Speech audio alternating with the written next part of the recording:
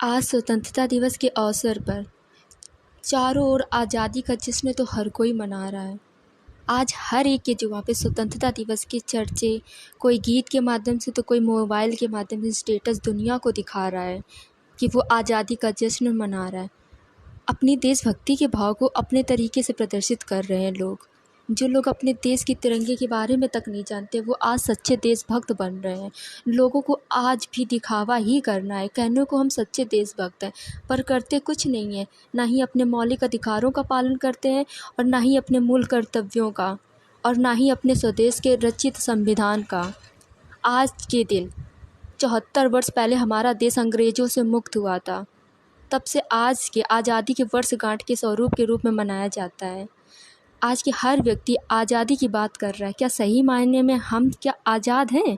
आज़ादी का मतलब समझते हैं? कोई आज़ादी का मतलब ही नहीं जानता है। बस आभासी दुनिया को खूब दिखावा करने के लिए न जाने क्या क्या करते हैं। जहाँ तक रही आज़ादी की बात, तो 74 वर्ष पूरे किए हैं हमने इस देश की आज़ादी पर क्या सच में हम आज़ाद हैं? क्या हमारे विचार स्वतंत्र हैं? क्या हम अपनी पुरानी सोच से स्वतंत्र हैं? नहीं ना। तो फिर किस बात की आज़ादी, किस बात से ये जश्न मना रहे हैं आप सब? भारत का एक लोकतांत्रिक देश है, किस बात का जश्न है? यहाँ सबको समानता का अधिकार प्राप्त है, अपने विचारों का अधिकार प्राप्त है, हमें बोलने का अधिकार प्राप्त है। पर क्या हमारे खुले विचारों को कोई अपनाता है? क्या हमारी बातें सुनी जाती हैं? क्या यहाँ बिना भेदभाव के एक साथ व्यवहार किया जाता है? नहीं ना। कहने में और करने में बहुत फ़र्क है। आज हमारे समाज की 99% स्त्रियां ऐसी हैं जो आज़ाद नहीं हैं, आज भी गुलामी में ही जी रही हैं। क्या सोच रहे हैं, क्या बोल रही हैं? क्या मैं सच बोल रही हूँ? और डंके की चोट पर मैं कह रही हूँ कि हमारे समाज में कोई स्त्री स्वतंत्र नहीं है। और जो 1% स्त्रियाँ जो स्वतंत्र हैं, तो जाके उनसे पूछिए, उनके समाज में कितनी जली कुटी सुननी होती है, कितने बहिष्कार सहे होंगे, कुछ घर वालों तो कुछ बाहर वालों के ताने सुने होंगे, कभी अपने चरित्र को लेकर तो कभी अपने सपनों को लेकर, ना जाने कितनी अनगिनत बातें सुनी होंगी और जाने क्या कुछ झेला होगा, तब वो आज 1% की श्रेणी पर शामिल हुई होंगी। आज सब कहते हैं ना, हमारे समाज की लड़कियां खूब इज्जत दी जाती है, खूब पढ़ाया लिखाया जाता है, उनको हर जगह बराबर का दर्जा दिया जाता है। झूठ, सरासर झूठ है, कुछ भी नहीं है ऐसा।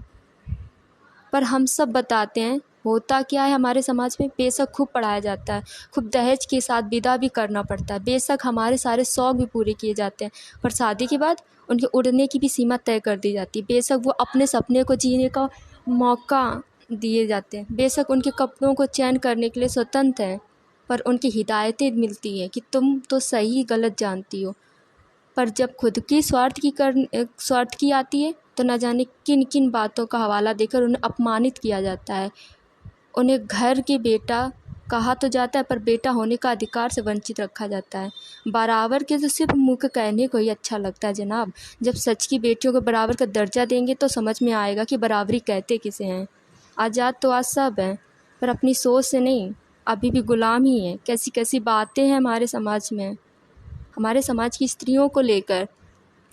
जब घर बेटी पैदा होती है तो लोग लक्ष्मी लक्ष्मी कर कर कहते हैं, तो मुंह मीठा कर दिया जाता है, पर उसी मुंह से उसी लक्ष्मी को बोझ कहकर उसके नाम पे बीमा कराया जाता है कि बड़ी होगी तो ब्याह के लिए दहेज दे देना है।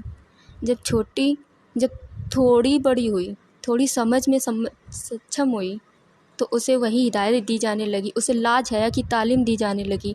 वो अभी ना समझ है, भगवान जो आज उसे सिखा रहे हैं वो उसी के बारे में वो नहीं जानती है। उसने तो अपनी नन्ही आँखों से दुनिया को देखना ही शुरू किया, उसे क्या पता था शर्म किसे कहते हैं। ये सिखाने वाली और नहीं जाती कोई और नहीं, उसकी माँ है, उसकी दादी है, उसकी नानी है, जो खुद ही यही सीख कर आई हैं, और उसकी माँ ने यही सीखा होगा और यही तालीम दी होगी।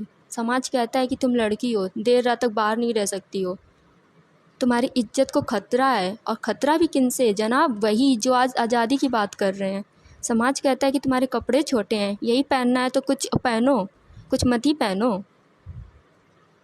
अंग दिखाती हो, क्या बुजुर्ग, क्या जवान, क्या दिल बहलाती हो? ये कहता कौन है? यही जो आज हमें सच्चे देशभक्त होने की सीख दे रहे हैं।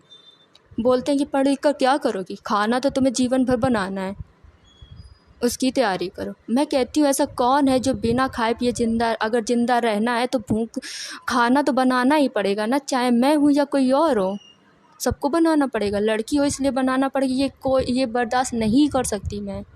हाँ हूँ मैं लड़की, मेरे अस्तित्व का मान नहीं है तो तुम्हें, तभी तो तुम्हें दकियानुसी बातों से उलझे हो। अगर मैं तुम्हारी पहचान हूँ, अगर हम ना, तो तुम्हारी असलियत का भान अच्छे से हो जाएगा।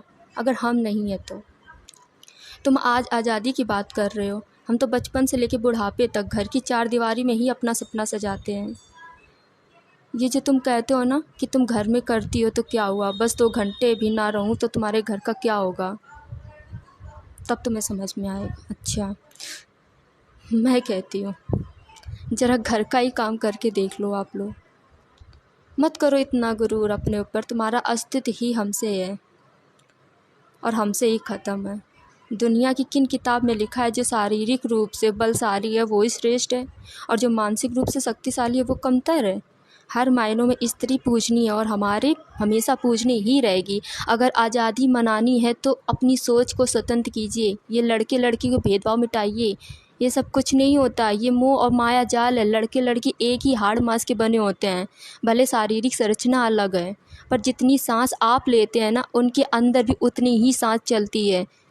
उनके अंदर भी जज्बात हैं, जैसे आपकी अपने ख्वाहिशों को पूरा करने की चाहत रखते हैं वो भी रखती हैं। आपको दुनिया के हर सुख को नवाजती हैं।